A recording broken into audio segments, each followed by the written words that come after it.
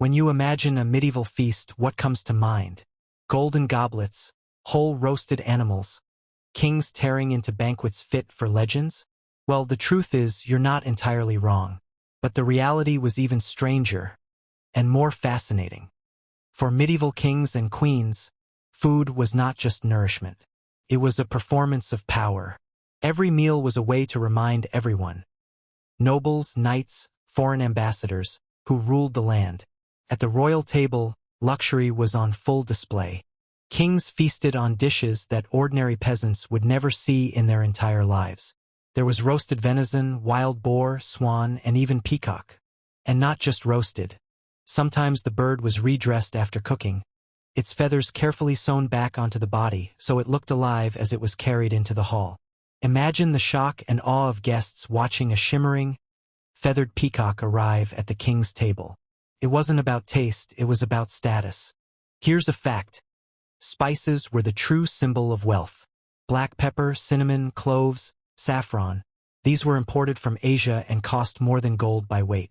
To sprinkle saffron into a stew or dust a roast with cinnamon was like putting diamonds into your food. It announced to everyone that the king had riches and connections that stretched across continents. The drinks were just as grand. Wine flowed constantly, brought in from France, Spain, or even distant Cyprus. Mead and ale were served, but only the best vintages were poured for kings. Imagine ruby-red wine in crystal goblets, reflecting candlelight in great halls lined with banners and tapestries. And yet, medieval royal cuisine was not always as delicious as we might imagine. Meat was often overspiced, heavily salted, or drowned in sauces. Why? Because preservation was difficult. Spices and salt covered the less pleasant flavors of meat that had traveled long distances or been stored for weeks.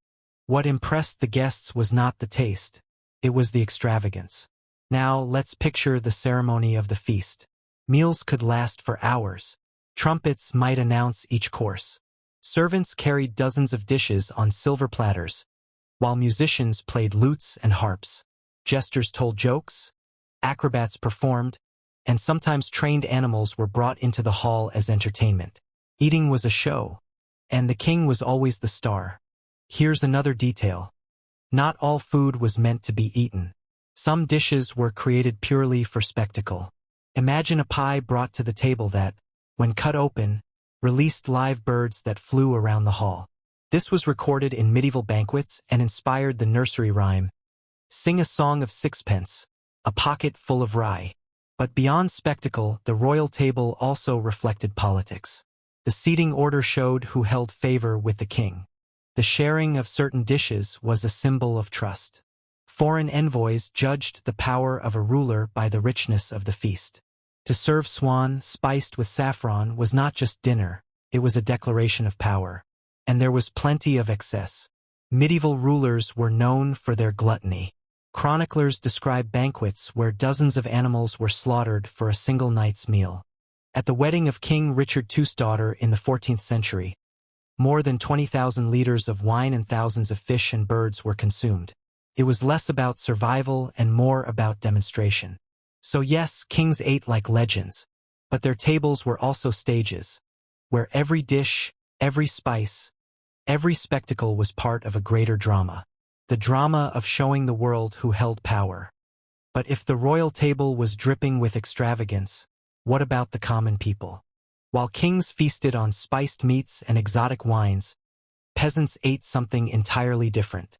In the next part, we'll step away from the golden halls and into the humble cottages to see what everyday Christians had on their tables.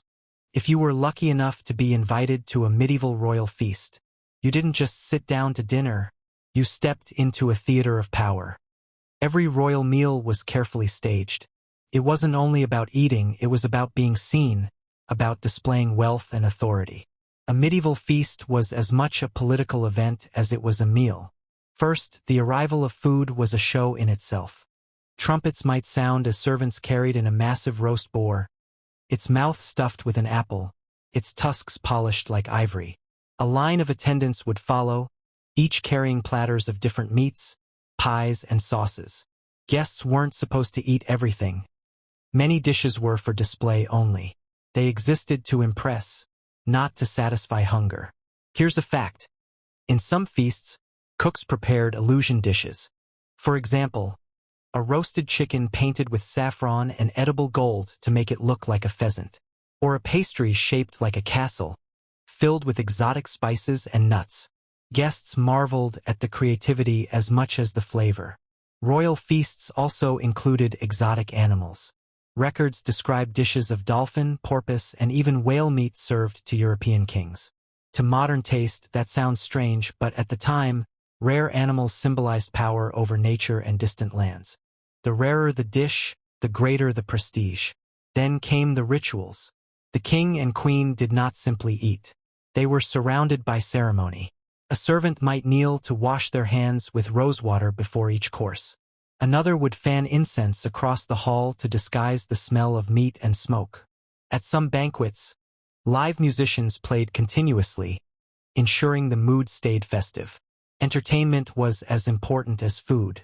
Jesters cracked jokes, troubadours sang songs of knights and love, and sometimes animals were part of the show. Chronicles mention monkeys dressed in miniature armor brought in to amuse guests.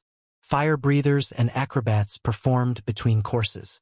Imagine trying to eat while a man juggles flaming torches beside your table. And then there was the sheer number of courses. A single royal banquet could have over 50 different dishes. Soups, roasts, fish, pies, pastries, sauces, each brought in waves, one after another. Guests ate what they could, but most food went uneaten. Waste was common, because the purpose was not to feed but to demonstrate abundance. Here's another surprising fact. Much of the leftover food wasn't wasted. Servants collected the remains and distributed them to the poor outside the castle gates. So, while nobles feasted inside, peasants waited for scraps. A striking picture of inequality. Feasts were also an opportunity for politics and alliances. Marriages were announced over meals, treaties discussed, loyalties tested. Who sat closest to the king mattered as much as what was served. A place at the royal table was a symbol of favor and influence. But these ceremonies also revealed the darker side of royal life. Chroniclers tell us of kings who indulged to excess. Overeating was common, leading to diseases like gout, sometimes called the rich man's disease. King Henry VIII of England is one of the most famous examples, his immense feasts contributing to his poor health in later years. Spices, sugar, and fine white bread, luxuries for the wealthy, became symbols of class separation. To eat them was to say, "I am above you," and that message was clear at every banquet. So while peasants toiled in the fields, kings feasted in golden halls. Their meals were part theater, part politics, part indulgence. And every bite was a reminder of power. But this world of excess was only half the story. Outside the castle walls, life looked very different. Bread was darker, meals simpler, and hunger was always near. In the next part, we'll step into the cottages of ordinary Christians to see what the daily diet of peasants looked like, and how they managed to survive on so little. Now let's leave the golden halls behind and step into a dark wooden cottage, where the air smells of smoke, sweat, and simple stew. For ordinary Christians of the Middle Ages, food was never about luxury. It was about survival. The peasant's table was humble, repetitive, and heavily dependent on what the land could provide. The foundation of their diet was bread, but not the soft white bread of the nobles. Peasants ate coarse, dark loaves made from rye, barley, or oats. Wheat was rare and expensive, reserved mostly for the wealthy. Their bread was dense, heavy, and often mixed with whatever filler was available: beans, peas, or even ground-up acorns during hard times. Alongside bread came pottage, a thick stew of vegetables, grains, and sometimes a bit of fat. It was cooked slowly in a large pot that often stayed simmering over the fire day after day. Families would add whatever they had: cabbage, onions, leeks, carrots, beans. The taste changed depending on the season and fortune, but it was the backbone of peasant life. Here's a fact.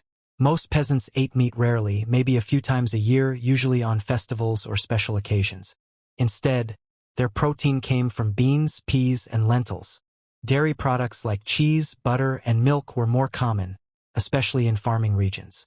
Eggs were eaten but often sold at the market for extra income. Fish was important, especially because of the church.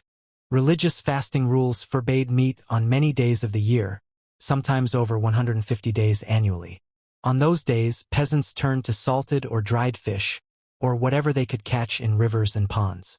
Wealthy monasteries often controlled the best fisheries, leaving common people with smaller, cheaper options.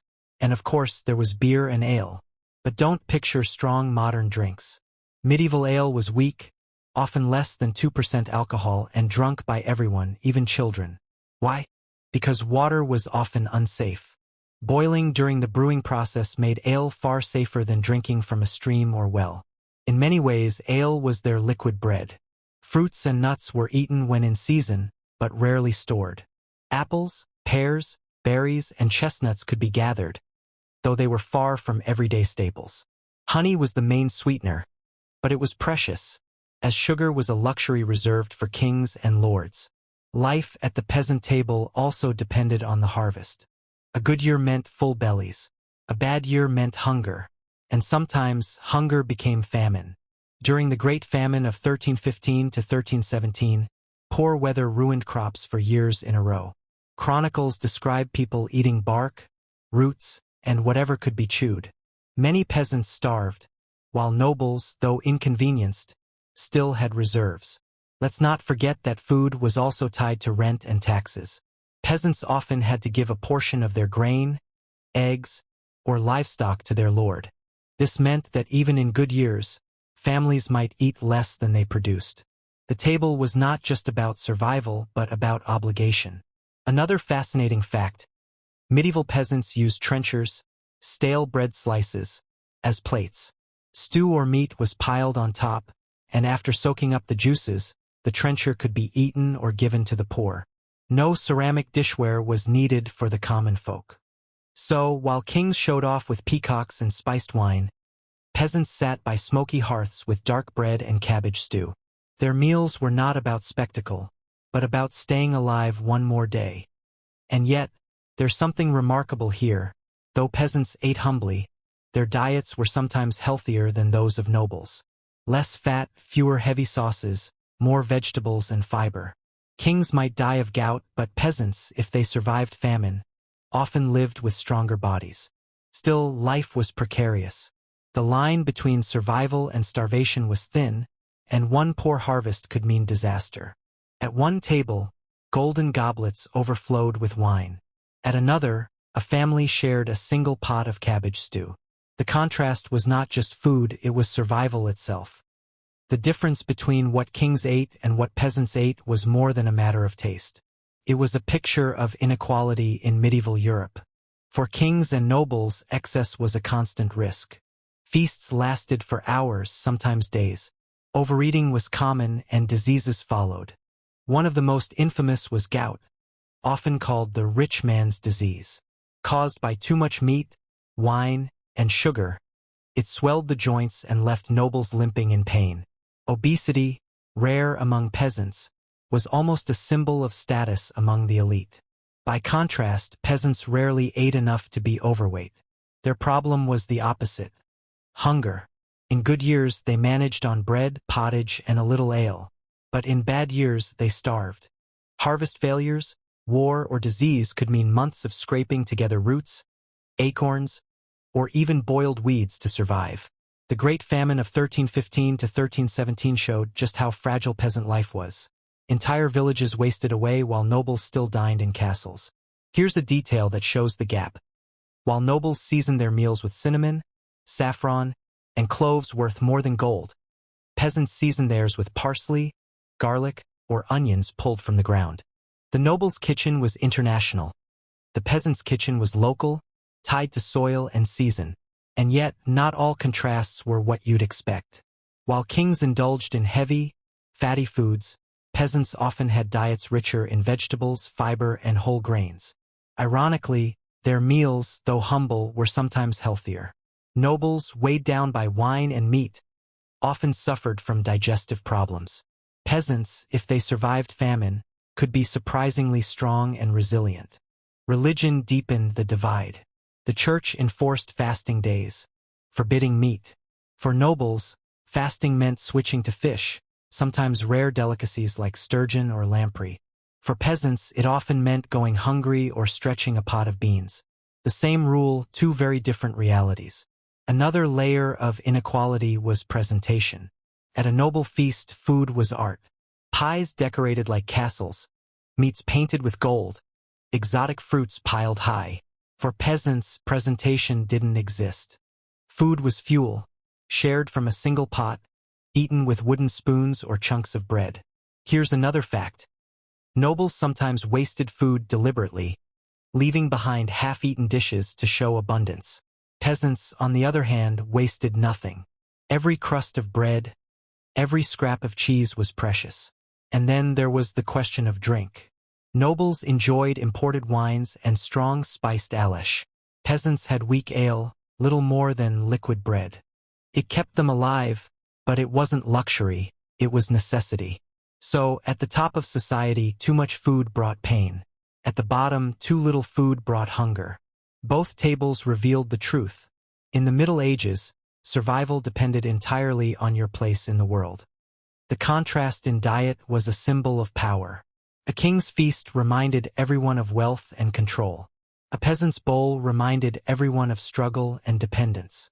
Food was not just about eating, it was about hierarchy.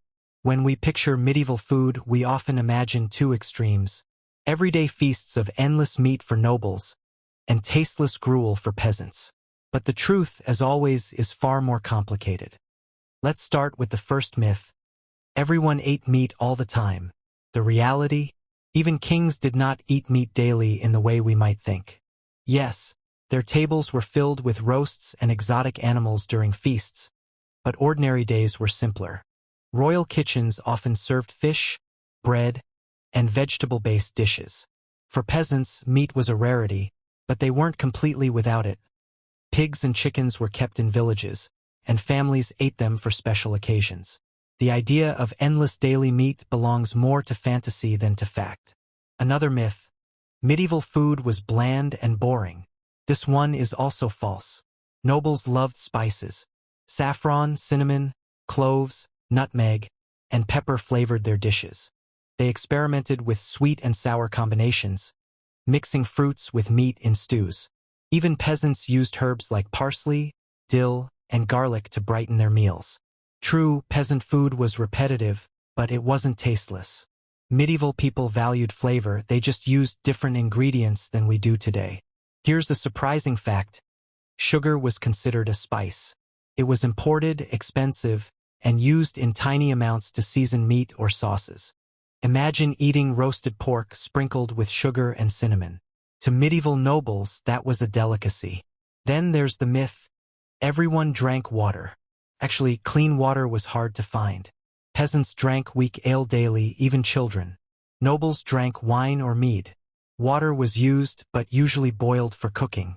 The idea of pouring yourself a glass of clean cold water, like today, simply didn't exist for most people. Another myth. Peasants lived only on bread and gruel. Yes, bread and pottage were central, but peasants also gathered nuts, berries, and mushrooms. They grew cabbages, onions, carrots, and beans. They made cheese, butter, and sometimes bacon. Their diet wasn't luxurious, but it was more diverse than the stereotype of gray porridge suggests. Here's a fascinating truth. Religion shaped food more than wealth sometimes. Nobles and peasants alike followed fasting rules, avoiding meat on certain days. This meant fish became crucial in both diets. Wealthy monasteries often controlled rivers and fisheries, ensuring they had steady supplies, while peasants had to rely on small catches.